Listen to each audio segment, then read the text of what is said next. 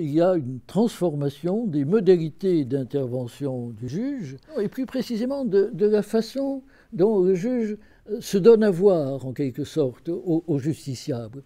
Trois points. Traditionnellement, le juge administratif statue en formation collégiale, plusieurs magistrats. Ici, le juge des référés est un magistrat statuant seul. Deuxième innovation, à la procédure exclusivement écrite vient s'ajouter ici une procédure orale. Et troisième point, cet échange oral, cette oralité va se déployer entre les parties et entre le juge et les parties dans le cadre d'une audience largement informelle, très éloignée de la solennité d'une audience classique. Une audience classique, n'est-ce pas?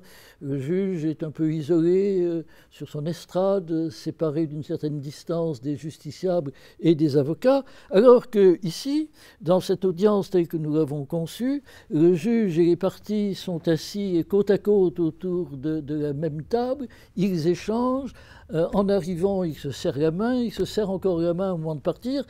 Tout ceci change profondément les rapports entre le juge et l'administration.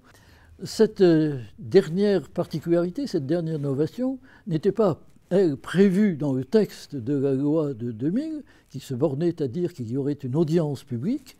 Cette pratique, elle est résultée de l'expérience des premières audiences de référés et qui se sont tenues très précisément dans cette salle qui, dans ma jeunesse, nous appelions la salle du casino, et qui porte aujourd'hui le nom beaucoup plus solennel du président Raymond Audin, que j'ai connu ici comme président de la section du contentieux.